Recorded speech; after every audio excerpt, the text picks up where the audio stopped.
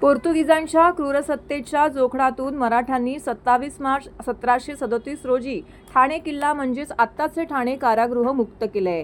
या घटनेस 289 वर्ष पूर्ण झाली आहेत. ठाण्याचा हा ऐतिहासिक वारसा ठाणे शहरातील तरुणांनी जपावा यासाठी गेली 12 वर्ष ठाणे मुक्ती दिन साजरा केला जात असल्याची माहिती आमदार संजय केळकर यांनी दिली आहे.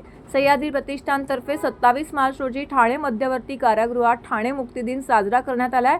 यावेळी प्रतिष्ठानचे कार्याध्यक्ष आमदार संजय केळकर, प्रतिष्ठानचे संस्थापक श्रमिक गोजमगुंडे उपस्थित होते. यावेळी श्री केळकर यांनी म्हटलंय की ठाण्यात पोर्तुगीजांनी अनववित अत्याचार करून सत्ता राबवली. येथील नागरिकांना ठाणे किल्ल्यात डांबले. 27 मार्च 1737 रोजी मराठ्यांनी पोर्तुगीजांच्या जोखडातून हा किल्ला मुक्त केलाय. पुढे इंग्रजांनी अनेक स्वातंत्र्य सैनिकांना या किल्ल्यात डांबले, अनेकांना फाशी दिली. त्यामुळे हा केवळ किल्ला किंवा आत्ताचे कारागृह नसून तो ठाण्याच्या ज्वाज्वल्य इतिहासाचा वारसा आहे. हा वारसा जपण्याचं काम ठाण्यातील समस्त तरुण मंडळींनी करायला हवंय. सह्याद्री प्रतिष्ठानतर्फे आम्ही गेली 12 वर्ष ठाणे मुक्ती दिन साजरा करत आहोत. कारागृहात स्वातंत्र्य सैनिक आणि शहीदांचे स्मारक उभारण्याचं काम सुरू आहे. म्युरल्सच्या माध्यमातून इतिहास उलगडण्याचं काम हाती घेतलं असल्याचंही माहिती केळकर यांनी दिली आहे. श्रमिक भाऊ हे महाराष्ट्राचे दुर्गरत्न असून राज्य सरकारने दुर्गरत्न पुरस्कार जाहीर केला आहे आणि त्यांना तो मिळेलच असा विश्वासही केळकर यांनी व्यक्त केला आहे.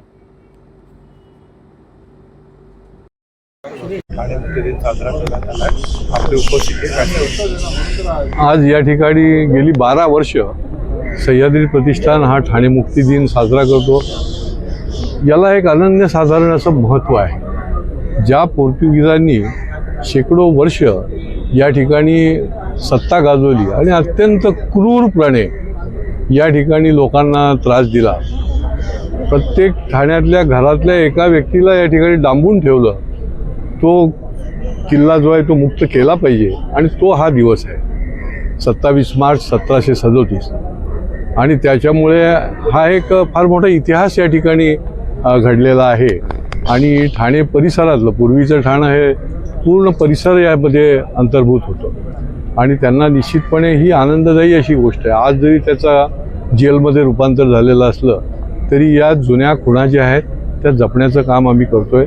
या जेलच्या आतमध्ये देखील एक ठाणे मुक्ती दिनाचं आणि स्वातंत्र्य लढ्यामध्ये जे योगदान दिलं क्रांतिकारकांनी त्याचं देखील स्मारकाचं काम सुरू आहे आणि ते देखील लोकांच्याकरता पुढच्या काळामध्ये खुलं राहील. परंतु याचा उद्देशच हा आहे की आपला इतिहास जो आहे, या जुन्या ज्या आपला ऐतिहासिक वारसा आहे त्याची जपणूक केली पाहिजे आणि ती जपणूक करण्याचा हा दिवस आहे. हा संकल्प या माध्यमातून प्रत्येक आमच्या इथल्या तरुणांनी केला पाहिजे अशा प्रकारचं याच्या पाठीमागची भूमिका आहे आणि त्यामुळे आज हा मुक्ती दिन जो आहे तो आम्ही साजरा करतो.